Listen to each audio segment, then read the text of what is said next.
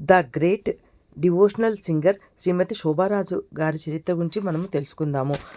1988లో వేములవాడలో ఒక సంఘటన జరిగింది. ఏమిటి అంటే, అక్కడ అన్నమయ్య ఉత్సవాలు చేస్తూ అన్నమయ్య చారికీర్తనలు చేసి సంకీర్తనలు చేయడానికి అపూర్వమైన గాయనీమణి ఆహ్వానించినారు. ఆ తల్లి వెళ్ళడానికి సిద్ధమైనారు. కానీ అప్పుడు ఆ తల్లి గర్భవతి, 6 నెలలు గర్భం అయితే భర్త వెళ్ళొద్దు, ఇలాంటి పరిస్థితుల్లో కొంచెం ప్రమాదం అని హెచ్చరించినారు.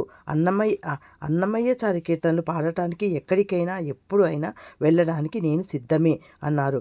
అయితే భర్తకు ఆందోళన కలిగింది. డాక్టర్ దగ్గరకు తీసుకువెళ్ళారు. ఆ డాక్టరు, ఈ నెలలో వెళ్ళడం మంచిది కాదు, ఇప్పుడు మానేయండి, తరువాత ఎప్పుడైనా వెళ్ళండి అని అన్నారు. నేను ఎలాగైనా వెళ్ళి తీరుతాను, జాగ్రత్తగా వెళ్ళండి, బస్సులో కాకుండా కార్లలో వెళ్ళండి అని డాక్టర్ గారు చెప్పినారు. దురదృష్టవశాత్తు ఏమైందంటే, ఆ కారు దారి తప్పి ఎత్తుపల్లాలు ఉన్న రోడ్లలో వెళ్ళిపోయింది. రాత్రి ఎప్పటికో వేములవాడకు చేరింది. అప్పటికి ఆ కార్యక్రమం మొదలు అయ్యింది. విశ్రాంతి తీసుకోవడానికి సమయం లేకపోవడంతో వేదిక మీద వెళ్ళి మొదలు పెట్టింది. ఆవిడ అదిగో అల్లదిగో అనగానే ప్రేక్షకులు మంత్రముగ్ధులైపోతారు. దాంతో ఇంకా గానామృతం అలాగా సాగిపోయింది. కానీ ఆవిడకు శరీరంలో ఏదో తేడా కలుగుతుంది అని మాత్రము అర్థమైంది. కానీ పాట మానలేదు. తంబూర పాట అలా వెళ్ళిపోయింది. అంత అయ్యాక భర్తను పిలిచి, ఏమండి, నాకు ఏదో ఇబ్బంది కలుగుతున్నది అని నేను స్టేజ్ మీద నుంచి కూడా లేవలేకపోతున్నాను. అందుకే స్టేజ్ దగ్గరగా లైట్లు ఆర్పివేసి కారు స్టేజ్ వద్దకు తీసుకురండి, నేను గబగబా ఎక్కుతాను, తరువాత చూస్తాము అని అన్నారు. హాస్పిటల్కి వెళ్ళి చూస్తే ఉమ్ము నీరు అంతా పోయింది. పిండాన్ని బయటకు తీసివేయాలి అని డాక్టర్లు చెప్పేసరికి బాధపడుతూ ఒప్పుకున్నారు. 6.5 నెలలకి శిశువుని బయటకు తీసినారు. ఆడపిల్ల పుట్టింది. కానీ దురదృష్టవశాత్తు జీవించలేదు. ఆ తల్లి చాలా బాధపడిపోయారు. ఎందుకంటే స్త్రీకి జీవితంలో అన్నిటికన్నా అపూర్వమైనది మాతృత్వము. కానీ ఏమీ లేదు. వెంకటేశ్వర పాదాల దగ్గర కూర్చొని దేవుని పాటలు పాడుకుంటూ ఒక నిర్ణయం తీసుకున్నది. అన్నమయ్యాచార్య పాటలు ప్రచారం చేయడం కోసము నా జీవితాన్ని పణంగా పెడతాను అని, ఇక నాకు పిల్లలు వద్దు అని, నేను జీవితాంతం ఇలాగే ఉంటాను అని చాలా కఠినమైన నిర్ణయం తీసుకున్నది. అది భర్త కూడా చాలా చెప్పి చూసినాడు. ఆయనకు కూడా నమస్కారం చేయాలి. ఆయన కూడా ఒప్పుకున్నాడు. అప్పుడు బంధువులు వచ్చి, అదేమిటి, బిడ్డలు లేకపోతే రేపు నీకు ఒక కూతురు పుట్టి ఆ కూతురు కూడా నీలాంటి గాయనిమణి అయ్యింది అనుకో, అప్పుడు ఇంకెంత చక్కగా ఉంటుందో ఆలోచించు అన్నారు. ఆ తల్లి నవ్వి, గాయనిమణి చేయడానికి కూతురే పుట్టాలా? ఎంతోమంది విద్యార్థులను నాలాగా తయారు చేస్తాను, అందరి గొంతుకలలోనూ అన్నమయ్య చారికీర్తనలను ప్రతిధ్వనించేలాగా చేస్తాను అని చెప్పి ప్రతిజ్ఞ చేసి ఇప్పటికీ దాదాపు దేశ విదేశాల్లో 20,000 మంది విద్యార్థులను తయారు చేసింది.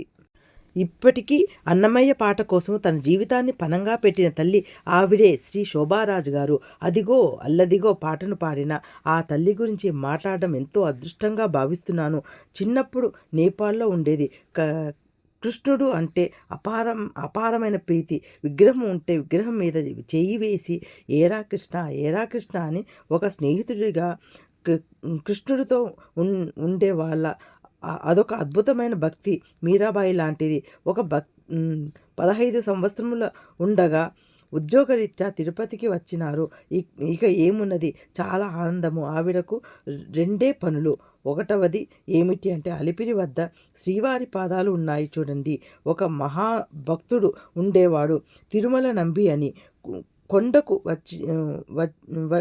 వచ్చి కొండపైకి వెళ్ళలేకపోతున్న స్వామివారే కిందకు వచ్చి పాదాల రూపంలో వెలిసిన అపూర్వమైన పాదాలు. ఆవిడ తల్లి కూడా గొప్ప గాయనీమణి, గొప్ప భక్తురాలు. బహుశా గర్భంలో ఉన్నప్పుడే భక్తి వచ్చిందో లేదా పూర్వజన్మ నుంచి వాసన వచ్చిందో కానీ చిన్నప్పటి నుంచి అపారమైన కృష్ణ భక్తి.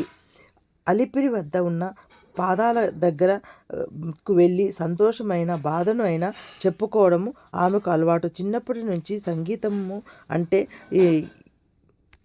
అంటే ఇష్టము. పూర్వజన్మ సుకృతమో ఏమో ఆమెకు సంగీతం మీద పట్టు చెక్కింది. సంగీతము పోటీలకు వెళ్ళడానికి ఎక్కడెక్కడికో వెళ్ళి ఫస్ట్ ప్రైజ్ కొట్టేసేవారు. సినిమాల్లో పాడాలి అని ఒక రకమైన సంకల్పం కలిగినది. ఎలాగైనా వెళ్ళి ప్లేబ్యాక్ సింగర్ అవ్వాలి అని ఆవిడ కోరిక. ఆవిడ కారణ జన్మురాలు. ఒక కార్యము గురించి పుట్టినారు. స్వామి వదులుతారా? ఆమెకు టీటీడీ నుంచి స్కాలర్షిప్ వచ్చినది. ఆ స్కాలర్షిప్ సంపాదించిన మొట్టమొదటి వ్యక్తి ఆమె అన్నమాట. అయితే 2 సంవత్సరాలు సంగీతంలో అభ్యసించాలి అని గొప్ప వాళ్ళ దగ్గర సంగీతం నేర్చుకోవాలని ఆమెకి కోరిక ఉండేది. నేతునూరి వారి దగ్గర నేర్చుకున్నారు. ఆయన సంగీత శిఖామణి కదా.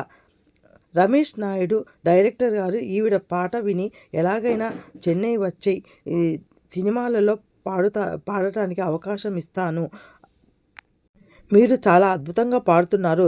దాంతో మనసులో ఎప్పుడో చెన్నై వెళ్ళాలి అన్న కోరిక ఉండేది.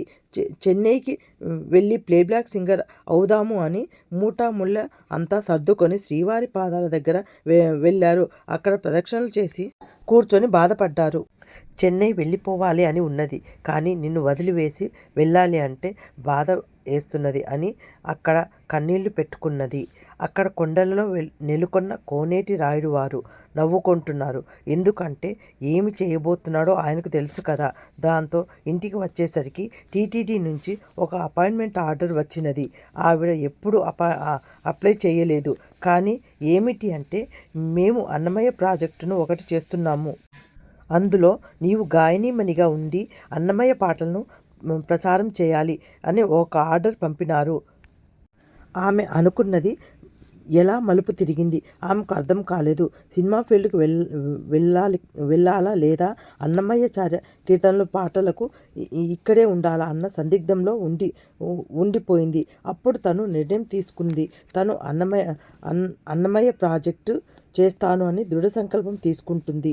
ఆమె జీవితంలో ఎన్నో ఒడిదుడుకులు ఎదుర్కొన్నది. అంత పెద్ద ప్రాజెక్టు ఇంత చిన్న వయసులో అంటే 20 సంవత్సరాల్లోనే ప్రారంభించినది. అంత గొప్ప గాయనీమణి గురించి నాకు చెప్పడానికి అవకాశం వచ్చినందుకు ఎంతో అదృష్టంగా భావిస్తున్నాను. శోభారాజ్ గురించి చెప్పినాను కదా, ఎంతమందికి నచ్చింది?